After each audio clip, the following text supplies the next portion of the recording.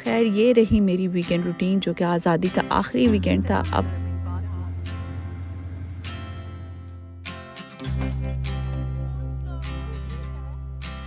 Hello, अस्सलाम वालेकुम and welcome again in a new vlog. कैसे आप सब लोग? आई होप सब लोग ठीक होंगे इंशाल्लाह, और मैं भी बिल्कुल ठीक हूँ। लेकिन भाई बहुत ही ज़्यादा मसरूफियात स्टार्ट हो चुकी हैं, क्योंकि कल से जी हमारी वही स्कूल की रूटीन स्टार्ट हो रही है। लेकिन बच्चों की भी छुट्टियां बाकी हैं, इसलिए बच्चे अभी तक घर में ही रहेंगे। लेकिन जब बच्चे घर में होते हैं ना, तो मुझे लगता है काम ज़्यादा बढ़ जाता है, क्योंकि जब स्कूल में होते हैं तो एक इत्मीनान सा होता है कि स्कूल में है। सेकंड ये कि वहाँ पर उन्हें लंच वगैरह भी मिल जाता है। लेकिन जब घर में होते हैं तो बच्चों की पेट पूजा के इंतज़ामात भी करके जाने होते हैं। खैर वो तो आप देख भी रहे हैं कि कितने अच्छे से इंतज़ामात हो रहे हैं बच्चों के फेवरेट वाले। यहाँ यूरोप में ना मुझे लगता है कि आपकी ज़िंदगी का एक ही मकसद रह जाता है कि, और वो है जनाब ग्रॉसरी।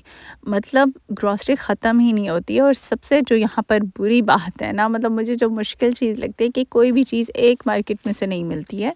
हर मार्केट में से डिफरेंट चीज़ें मिलती हैं। कोई चीज़ें फ़लाँ मार्केट की अच्छी हैं तो कोई उस मार्केट में चले जाओ, वहाँ से अच्छी हैं। ऊपर से एशियन मार्केट की ग्रॉसरी वो भी डिफरेंट होती है। तो इस तरह से एक जगह से आपको चीज़ें नहीं मिलती हैं। बस फिर इसी वजह से काम भी बढ़ जाता है। वैसे आइटम्स देख के ना कोई भी अंदाज़ा लगा सकता है कि मेरे साथ कौन गया होगा। यस, आपने बिल्कुल ठीक गेस किया। ईमान मैडम मेरे साथ थी, और इसीलिए काम की चीज़ें बहुत कम, और ये सारे जो गंद बला है ना, ये बहुत ज़्यादा आया। लेकिन मैंने सोचा कि भाई बाकी सारे काम होते रहेंगे, ये तो ज़ाहिर सी बात है, रोज़ के काम है। पहले मैं ट्राई करूँगी मैकरोन्स। तो बस हमेशा की तरह ये तो बेस्ट ही होते हैं।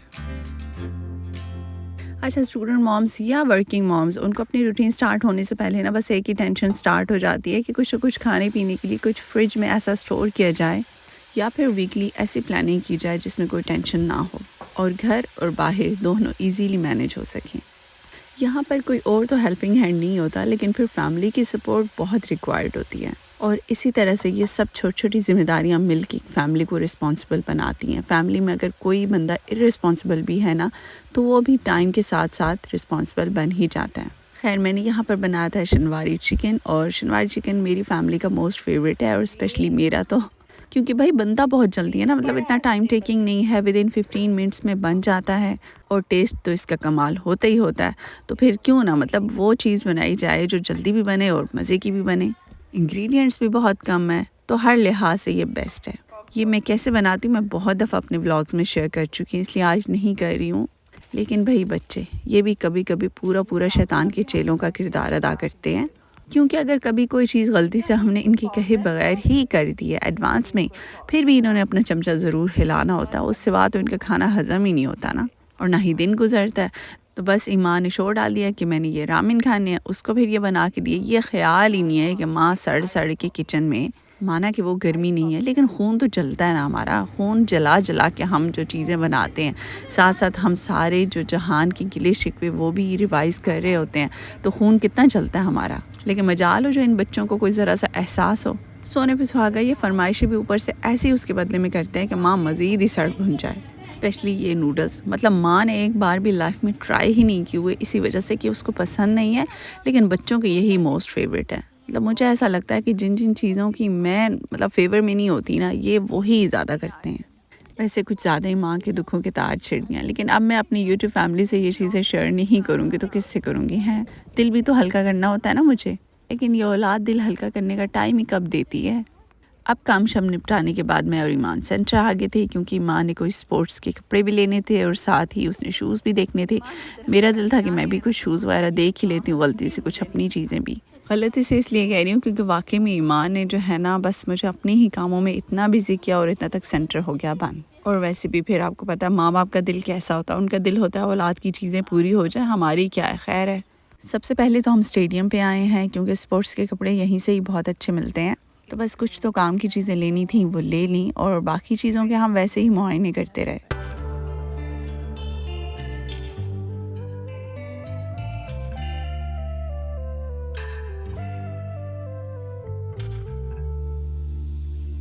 बहुत टाइम के बाद मेरा स्टेडियम के इस आउटलेट पे चक्कर लगा है, क्योंकि मैं ज़्यादातर एम्पोरिया सेंटर ही जाती हूँ। तो वहाँ पे जितने भी आउटलेट होते हैं, जो भी हमें चीज़ें ज़रूरत होती हैं, फिर वहीं से ही मिल जाती हैं।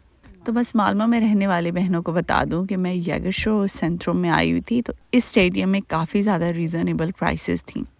अब यहाँ पर ये भी क्वेश्चन बनता है कि तमाम आउटलेट्स में प्राइसेस तो सेम होती हैं, चाहे वो कहीं पर भी हों, लेकिन ये वाला जो आउटलेट है ये फैक्ट्री आउटलेट है और यहाँ पर वाकई में प्राइसेस डिफरेंट हैं।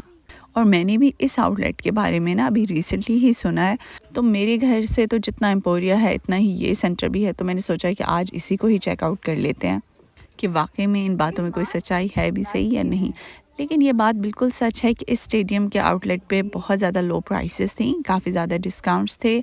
इस सेंटर का नाम यहाँ पे मैं स्क्रीन पे मेंशन कर देती हूँ ताकि अगर किसी को समझने में मुश्किल हो तो मालूम में जो रहते हैं वो यहाँ पर आ सके।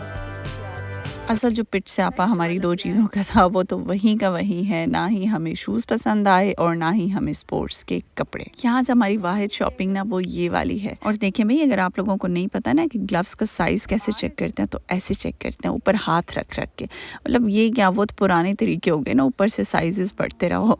हम आपको मॉडर्न तरीके सिखाएंगे। बस ये बेटी स्टेडियम से निकली तो फिर माँ चली गई लिंडेक्स, क्योंकि ये मेरी फेवरेट शॉप है और मैंने कहा मैं यहाँ पर देखे बगैर तो आगे कदम रख ही नहीं सकती, इसलिए जूं करो तू करो इधर आना है। लेकिन फ़ायदा कोई नहीं हुआ मुझे इस ज़िद का ना, क्योंकि मुझे तो चीज़ ना मिली लेकिन ईमान को अपने मतलब की ज़रूर मिल गई थी। तो बस मैंने सोचा मैंने तो एम ही अपना ख़र्चा ही बढ़ाया है। लेकिन ये वाला जो आउटलेट था ना ये मुझे ज़्यादा पसंद भी नहीं आया, क्योंकि यहाँ पर लेडीज़ की कुछ ज़्यादा कलेक्शन नहीं थी। आई मीन लेडीज़ के कपड़ों की। मतलब एम्पोरिया या थ्री एंगल सेंटर में जो आउटलेट है ना लिंडेक्स का, वहाँ पे बहुत ज़्यादा कलेक्शन है। लेकिन मुझे तो पता कोई नहीं था कि 70% ऑफ लगा हुआ था यहाँ पर कुछ कपड़ों पे। लेकिन डिस्काउंट काफ़ी बड़ा, मतलब अगर किसी को कुछ चाहिए कपड़े शपड़े लेने हैं तो भाई लिंडेक्स में जाएँ, डिस्काउंट बड़ा लगा हुआ है।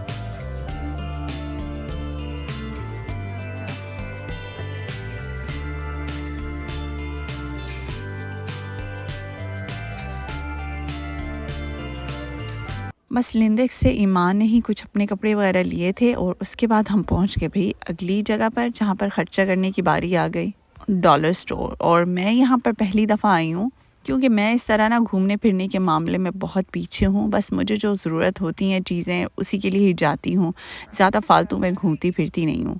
अच्छी बच्ची हूँ ना, इसीलिए सिर्फ अपने कामों पे फोकस रखती हूँ। अच्छा, स्वीडन और डेनमार्क, यहाँ से तो आप कुछ भी बाय करेंगे ना तो प्राइस टैग पे डैनिश और स्वीडिश दोनों करेंसीज मेंशन होंगी।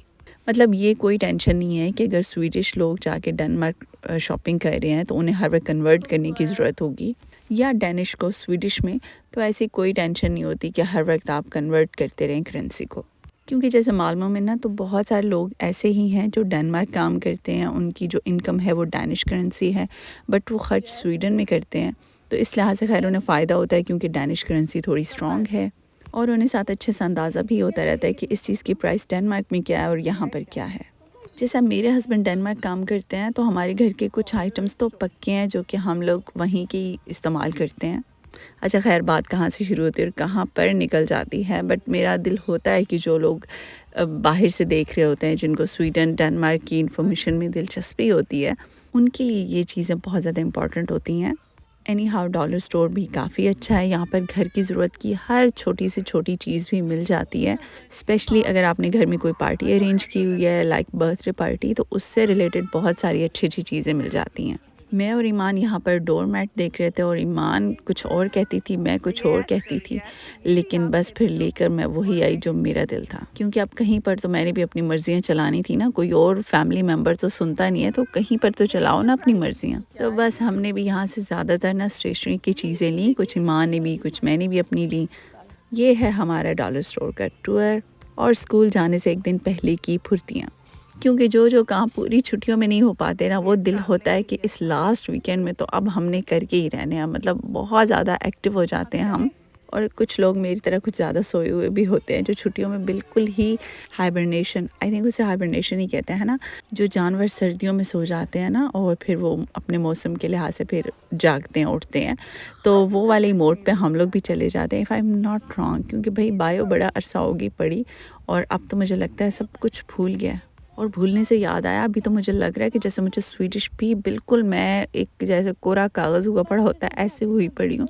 अब पता नहीं स्कूल जाएंगे और क्या होगा, हमारा क्या बनेगा, वो आप लोगों से साथ साथ शेयर करूँगी। खैर, ये रही मेरी वीकेंड रूटीन, जो कि आज़ादी का आखिरी वीकेंड था। अब कि वो कितनी बिज़ी थी, कितनी भागम-भाग हमने तैयारियाँ की और आप लोग स्कूल पहुँचे। ख़ैर मिलेंगे इंशाल्लाह नेक्स्ट व्लॉग में। अपना और अपने साथ वालों का बहुत सारा ख़्याल रखिएगा। अल्लाह हाफ़िज़ जी, बाय-बाय।